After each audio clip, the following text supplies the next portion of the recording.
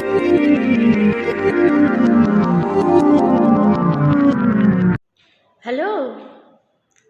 नमस्ते बच्चों। आज मैं स्मृति मित्रा माध्यमिक कक्षाओं की अध्यापिका हूँ। मैं आज आपके समक्ष कुछ विशेष बातों को लेकर आई हूँ, कुछ प्रेरणास्पद शब्दों को लेकर आई हूँ जो आपके मन में एक नई ऊर्जा का संचार करेंगे। बच्चों, जैसा कि हम 2 साल के उस पैंडेमिक की मुश्किल दौर से गुजर चुके हैं, जहाँ किसी पिंजरे में बंद पंछी की तरह हमें ठहर जाना पड़ा, लेकिन अब उस पिंजरे की जाली खोल दी गई है और हम सभी उड़ान भरने के लिए प्रस्तुत हैं। विद्यालय खुल चुके हैं और विद्यालय के हर क्षेत्र में आपके लिए उसके द्वार आपकी प्रतीक्षा में हैं और आप वहाँ धीरे धीरे पहुँच रहे हैं। कुछ विद्यालयों में परीक्षाएं चल रही हैं, कुछ विद्यालयों में उनका नया सत्र शुरू हुआ है। मुख्य रूप से आज हम अपने उस ऊर्जा को जागृत करें, अपने अंदर की उस क्षमता को विकसित करें, जिससे कि हमारा जो ये नया सत्र अब आरंभ होने जा रहा है, कुछ विद्यालयों में शुरू हो चुका है, वहाँ पर आप एक नए स्रोत लेकर, अपने मन के नए उल्लास को लेकर, ज्ञान के उस नए चीज़ को ग्रहण करने के लिए आप पहुंच रहे हैं। आपके मन में तमाम जिज्ञासाएं हैं, जिन जिज्ञासाओं को लेकर आप विद्यालय पहुंच रहे हैं। नई पाठ्य पुस्तकें अब आपकी मेज़ पर है। कुछ विद्यालयों में अभी भी परीक्षाएं चल रही हैं, तो पाठ्य पुस्तकें नए उनको भी मिल जाएंगे। लेकिन इस दौर में हमने काफ़ी कुछ सीखा। ऑनलाइन कक्षाओं के दौरान हमने टेक्नोलॉजी को नए तरीके से जाना, नए तरीके से सीखा। कभी शायद ही हमने कल्पना किया था कि इस तरीके से बच्चों की पढ़ाई भी हो सकती है। पूरी दुनिया ही जैसे अब हमारी मुट्ठी में है। तो आज मुख्य रूप से मैं आपसे उस विषय पर बात करना चाहूँगी कि जहाँ पर हम कुछ प्रेरणा अपने ही प्रयासों से हम हासिल कर पाएँ। देश और दुनिया का अनुभव आपको काफ़ी हद तक हो चुका है। आज आप उस उम्र के दौर में हैं जहाँ पर काफ़ी कुछ सही गलत के बीच में फ़र्क आपको समझ आता है। आप अब उन नए सपनों को लेकर अपनी उड़ान भरना चाहते हैं, जहाँ पर आपके पास नए युग की कल्पना है, सृजनात्मकता है, आप में काफ़ी क्रिएटिविटी है। आपके अगर क्षमताओं की बात करें तो आप स्वयं संपूर्ण हैं। हर विद्यार्थी अपने में स्वयं संपूर्ण है। उसके अंदर जो क्षमताएं हैं वो असीम हैं। सिर्फ थोड़ी सी उसमें पॉलिश करने की ज़रूरत पड़ती है, अन्यथा ईश्वर प्रदत्त उस ज्ञान का या जो मस्तिष्क है जिसमें बौद्धिक तत्व मौजूद है, उस चीज़ को लेकर आप काफ़ी हद तक इस मुकाम तक पहुँचे हैं।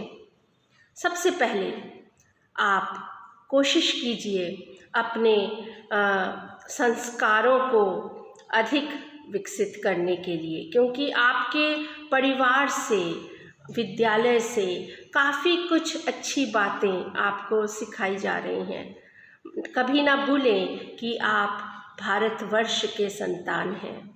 भारतवर्ष की धरोहर में इतना कुछ जो ज्ञान रत्न छुपा हुआ है, सिखाने से तो नहीं, वो स्वतः ही हमारे अंदर विद्यमान है। काफ़ी सारी कुशलताएं हैं, कौशल है, लर्निंग आउटकम है जो आप अपने साथ लेकर चलेंगे। सबसे पहली बात, अपने लर्निंग स्टाइल के बारे में सोचिए कि आप किस तरीके से पढ़ाई कर रहे हैं।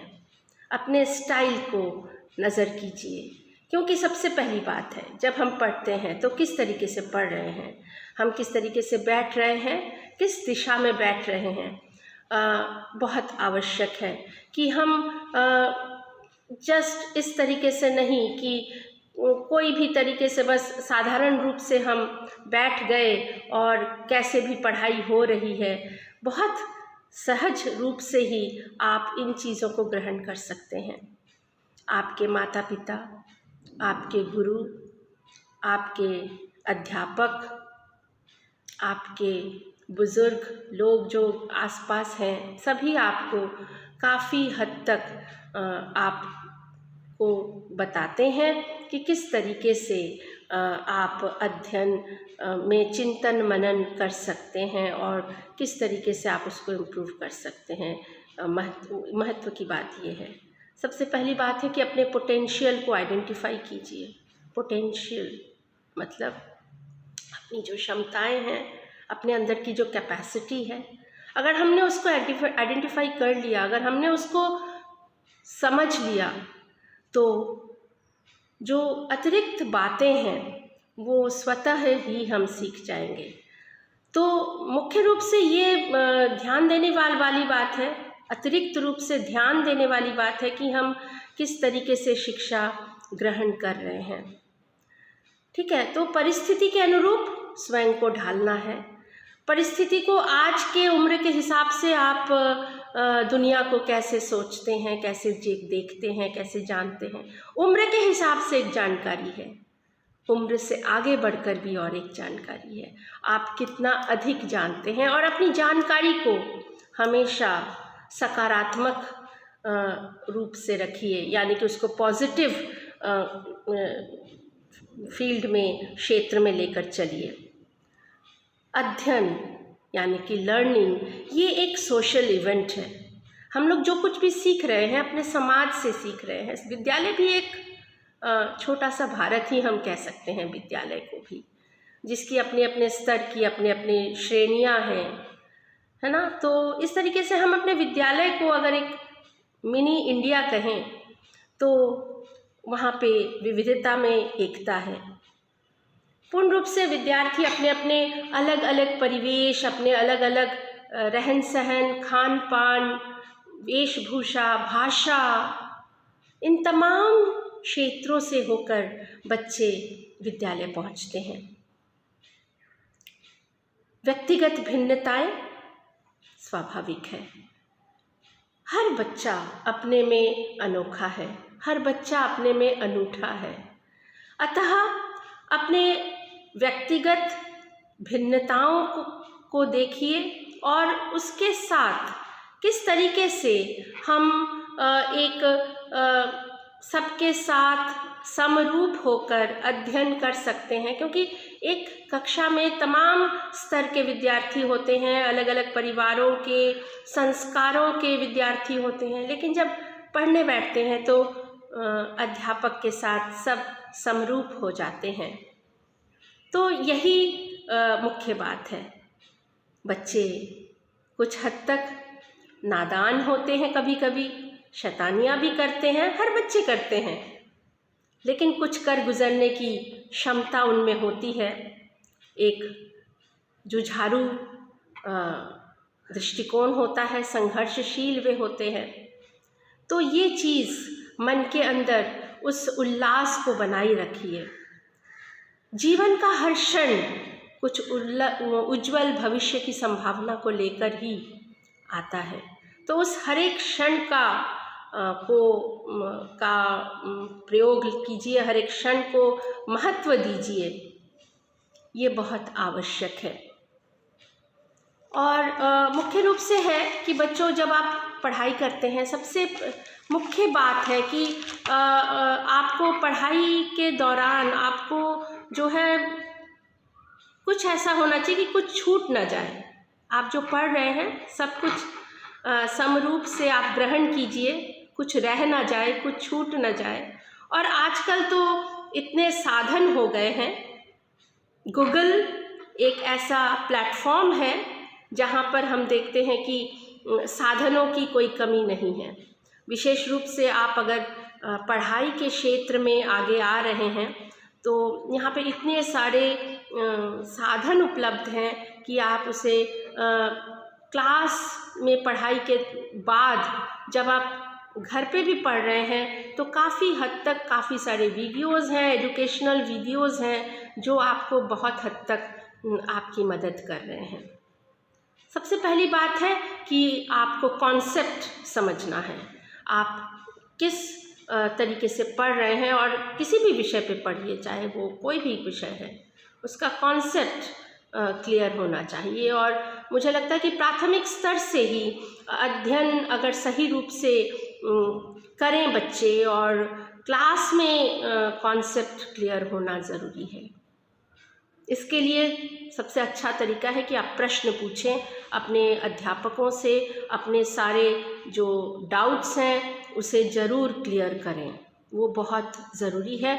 क्लास में ही सब कुछ क्लियर करें, क्योंकि घर जाके सिर्फ कुछ मेमोराइज़ करने वाली बात होती है, अध्ययन करने वाली बात होती है, और कुछ प्रैक्टिस की बात होती है जो आप करते हैं। लेकिन कॉन्सेप्ट ये बहुत बड़ी बात है जिसे आपको क्लियर कर लेना चाहिए। लेकिन हाँ, इसके लिए कुछ सहायता की ज़रूरत होती है, तो उसको एक्सेस करने के लिए काफ़ी सारे अभी तो ऑनलाइन में काफ़ी सारे स्टडी मटेरियल हैं, तो आप उन सब का फ़ायदा उठाइए, अध्ययन आप कीजिए।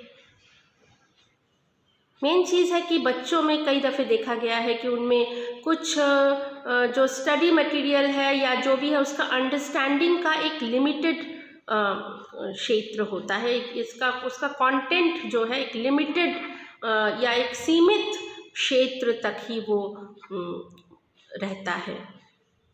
तो आप कोशिश कीजिए कि उसको और डेवलप कर सकें। सबसे पहली बात, अपने भाषिक कौशल को इम्प्रूव कीजिए, उन्नति उसमें ज़रूरत है काफ़ी। सुनना, बोलते ज़्यादा हैं बच्चे, कई दफ़े मैं देखती हूँ कक्षाओं में बच्चे बोल रहे हैं। अभी ऑफलाइन क्लासेस में ये बात थी, ऑनलाइन में तो बच्चों को मैं देखती थी कि सब चुप करके सुन रहे हैं। तो सुनना बहुत आवश्यक है, क्योंकि कुछ भी सीखने के लिए आपको सुनना पड़ेगा, और बोलना आना चाहिए। उसके लिए अंदर की उस अभिव्यक्ति की जो क्षमता है उसको विकसित कीजिए। लिखना, आपकी हैंडराइटिंग अच्छी होनी चाहिए। कोशिश कीजिए, अपने मित्रों को देखकर भी तो बच्चे सीखते हैं। जो मित्र कितना अच्छा लिखते हैं, आपका साथी कितना अच्छा लिख रहा है, कोशिश होती है कि मैं भी काश उसकी तरह लिखूं, इतने सुंदर मुक्ताक्षरों में मैं लिखूं। क्योंकि आप जो लिखते हैं वही बोर्ड एग्ज़ाम में जाता है। तो बोर्ड एग्ज़ाम में जो बोर्ड की परीक्षाएं हैं उसमें आपका लिखित रूप ही तो जाएगा, तो वहीं पर तो आपको अंक मिलने वाले हैं। तो फिर जो इतना बड़ा एक, आप जब कोई खेल खेलते हैं तो उसके सारे टैक्टिक्स आपको आते हैं, चाहे आप फुटबॉल खेलिए, क्रिकेट खेलिए, कबड्डी खेलिए। जब किसी प्रतियोगिता में भाग लेते हैं तो कौन सा जज्बा होता है कि अरे मेरे टीम को आज जीतना है। कैसे जीतते हो, उसके पूरे रण कौशल आपको आते हैं, आप पारंगत होते हो, चाहे वो फुटबॉल मैच हो या क्रिकेट मैच हो। तो ऐसे ही पढ़ाई के क्षेत्र में भी आप पारंगत बन सकते हैं, और उन कुशलताओं को, उन कौशल को अपने अंदर ढालने की कोशिश कीजिए। स्पष्टता होनी चाहिए।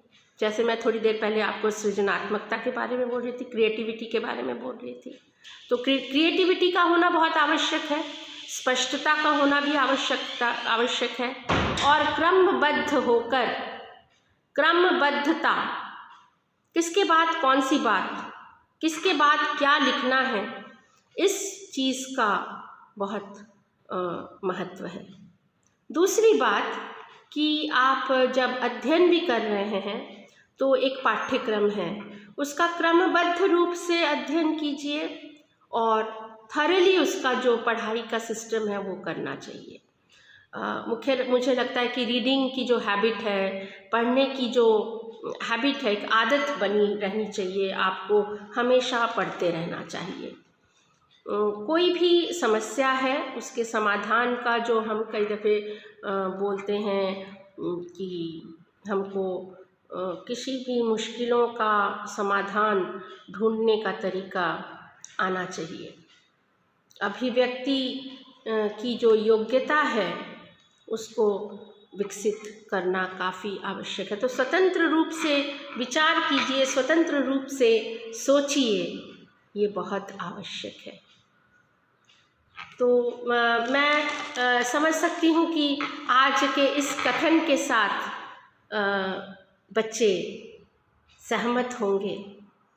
आप लोगों ने बहुत ही सहज रूप में इन दोहों को पढ़ा है कि करत करत अभ्यास ते जड़मति होत सुजान, है ना। तो अभ्यास अगर करें तो कोई जड़मति नहीं होता है, सब बुद्धिजीवी हैं और भगवान ने वो हमें सबको, हम सभी को कुछ ना कुछ क्षमताएं देकर वो हमें इस धरती पर उन्होंने भेजा है। अतः चलते रहिए, चरैवती चरैवती, चलते रहने का नाम ही तो जीवन है। धन्यवाद।